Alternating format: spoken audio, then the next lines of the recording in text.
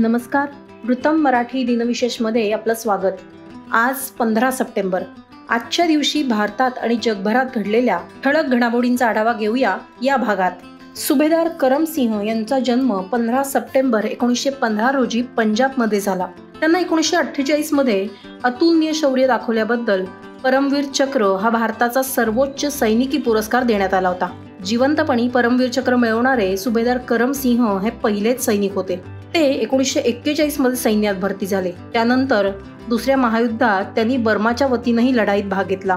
13 October 1948 रोजी पाकिस्तानी सैन्यानं तिथवालच्या आसपासच्या भारतीय ठाण्यांवर कडाडून हल्ला चढवला होता.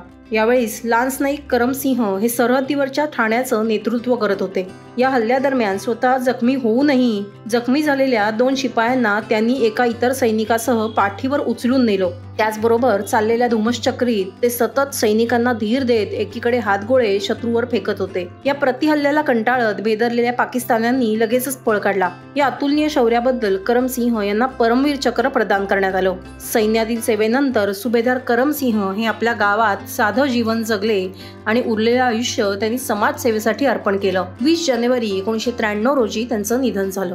15 सप्टेंबर 1948 रोजी भारतीय नौदलाची पहिली मोठी युद्धनौका INS दिल्ली मुंबईत पोहोचली. ही भारतीय नौदलाची पहिली मोठी युद्धनौका होती. हे भारतीय नौदलाच्या गाइडेड मिसाइल डिस्ट्रॉयर क्लासचं प्रमुख जहाज होतं असंही सांगता येईल. आणि त्याच्या आगमनानं भारताच्या सागरी संरक्षण क्षमतेला नवी दिशा मिळाली. INS दिल्लीचं मूळ नाव होतं HMS अकिलीस. ब्रिटिश नेव्हीसाठी 1933 मध्ये बांधण्यात आलेली ही लिएंडर क्लास लाईट क्रुझर होती. दुसऱ्या महायुद्धात ती ब्रिटिश नौदलाचा भाग होती. तसंच नौदलाच्या महत्त्वाच्या ऑपरेशनमध्येही त्याचा सहभाग होता. दुसऱ्या महायुद्धानंतर भारत स्वतंत्र झाल्यावर भारतीय नौदलाला बळ देण्यासाठी ब्रिटनकडून काही युद्धनौका खरेदी करण्यात आल्या. त्यापैकीच एक म्हणजे HMS अकिलीस, जी 1948 मध्ये भारतीय नौदलात दाखल झाली. त्यानंतर त्याचं नाव ठेवण्यात आलं INS दिल्ली. ही एक शक्तिशाली युद्धनौका होती, ज्याची लांबी अंदाजे 555 फूट तर वजन अंदाजे 7200 टन होतं. हे जहाज ताशी 60 किलोमीटर वेगाने जाऊ शकत असे. तसेच त्यावर 550हून अधिक सैनिक आणि 9 लष्करी जवानांचा फौजफाटा तैनात करता येत असे. 15 सप्टेंबर 1960 हा दिवस भारतातील दूरचित्रवाणी क्षेत्रातील ऐतिहासिक दिवस होता. या दिवशी सरकारी दूरचित्रवाणी वाहिनी म्हणून देशात प्रथमच दूरदर्शनचं प्रायोगिक प्रसारण सुरू झालं. हे प्रक्षेपण नवी दिल्लीत सुरू झालं. त्याचा उद्देश होता लोकांना शिक्षण, माहिती आणि मनोरंजन प्रदान करणं. दूरदर्शनचा हा प्रायोगिक टप्पा 1 तासाचा होता. सुरुवातीला दूरदर्शनचं प्रक्षेपण फक्त दिल्लीच्या आसपासच्या भागात दिसू शकत असे आणि ते अतिशय मर्यादित संसाधनांसह चालवलं जात असे. त्यावेळेस दूरदर्शन हे भारतासाठी एक नवीन माध्यम होतं.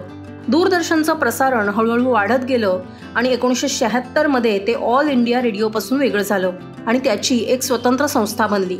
1982 मध्ये दूरदर्शननं आशियाई क्रीडा स्पर्धेच्या निमित्तानं रंगीत प्रसारण सुरू केलं, ज्यामुळे ते आणखीन लोकप्रिय झालं. आज दूरदर्शन 46 स्टुडिओ आणि 33 दूरदर्शन वाहिन्या चालवतं. दरवर्षी 15 सप्टेंबर हा दिवस भारतात अभियंता दिन म्हणून साजरा केला जातो. हा दिवस भारताचे महान अभियंता आणि भारतरत्न पुरस्कार विजेते सर M विश्वेश्वरैया यांची जयंती म्हणून साजरा होतो. सर M विश्वेश्वरैया यांचा जन्म 15 सप्टेंबर 1860 रोजी कर्नाटकातल्या कोलार जिल्ह्यात झाला. अभियांत्रिकी क्षेत्रातील त्यांच्या उत्कृष्टतेमुळे आणि योगदानासाठी त्यांनी जगभरात प्रसिद्धी मिळवली. त्यांची म्हैसूर राज्याचे दिवाण म्हणूनही नियुक्ती करण्यात आली होती, जिथं त्यांच्या कार्यकाळात राज्यानं अनेक क्षेत्रात लक्षणीय विकास अनुभवला. सर M विश्वेश्वरैया यांनी कृष्णा सागर धरण बांधलं, जे त्यावेळेस आशियातील सर्वात मोठं धरण होतं. तसेच सिंचन प्रकल्पामध्ये पाण्याचा जास्तीत जास्त वापर सुनिश्चित करण्यासाठी त्यांनी ब्लॉक प्रणाली विकसित केली, जी आजही अनेक प्रकल्पांमध्ये वापरली जाते. तसंच त्यांनी भारतात अनेक नद्यांवर धरणं आणि जलाशयही बांधले. M विश्वेश्वरैया यांचं 14 एप्रिल 1962 रोजी निधन झालं. जपान आणि चीन यांच्यात 15 सप्टेंबर 1894 रोजी पहिलं जपान-चीन युद्ध झालं होतं. हे युद्ध 1 वर्ष चाललं आणि त्याचं मुख्य कारण कोरियाच्या नियंत्रणावरून दोन्ही देशांमध्ये असलेले मतभेद हे होतं. यामध्ये जपानच्या मेजी सैन्याचा विजय झाला, त्यामुळे कोरियाचं नियंत्रण जपानच्या हातात गेलं. या युद्धानं आशियातील शक्ती संतुलन पूर्णपणे बदलून टाकलं आणि जपानला एक महत्त्वाची सामरिक शक्ती म्हणून स्थापित केलं. आंतरराष्ट्रीय लोकशाही दिन दरवर्षी 15 सप्टेंबर रोजी साजरा होतो. युनायटेड नेशन्सच्या मते आंतरराष्ट्रीय लोकशाही दिन हा जगातील लोकशाहीच्या स्थितीचा आढावा घेण्यासाठी संधी प्रदान करतो. तसंच हा जागतिक लोकशाही दिन म्हणूनही ओळखला जातो. याचा उद्देश जगभरातील लोकशाहीच्या तत्वांचा प्रचार आणि समर्थन करणं हा आहे.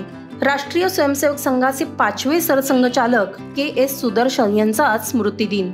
कुपहळ्ळी सीतारामय्या उर्फ के.एस. सुदर्शन हे राष्ट्रीय स्वयंसेवक संघाचे 2000 ते 2009 या कालावधीत सरसंघचालक होते. सरसंघचालक होण्यापूर्वी त्यांनी संघाच्या महत्त्वाच्या विभागांचं प्रमुख पद भूषवलं. जागतिक घडामोडी आणि त्यांचा भारतावर होणारा संभाव्य प्रभाव याबाबतचा त्यांचा अभ्यास जबरदस्त होता. मुत्सद्दी, शास्त्रज्ञ, विद्वान, पर्यावरणवादी, अर्थशास्त्रज्ञ यांच्याबरोबरही त्यांचा चांगला संपर्क होता. हृदयविकाराच्या झटक्याने रायपूर येथे 15 सप्टेंबर 2012 रोजी के.एस. सुदर्शन यांचं निधन झालं.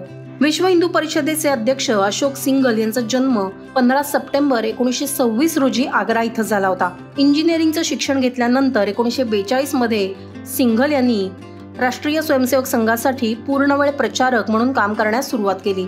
त्यानंतर 1980 साली त्यांनी विश्व हिंदू परिषदेतून आपलं काम सुरू केलं.